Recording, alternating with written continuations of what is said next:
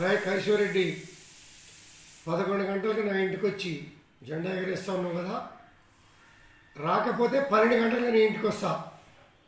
Broker నా కొడుక పార్టీలో చేరి పార్టీని బస్టు పట్టించింది కాక,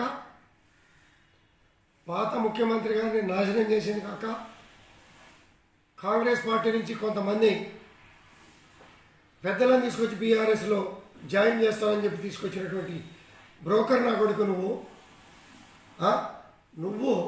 బ్రోకర్ నా కొడుకులతో నా ఇంటి మీద జెండా ఎగరేసుకోవడానికి సిద్ధంగా లేం.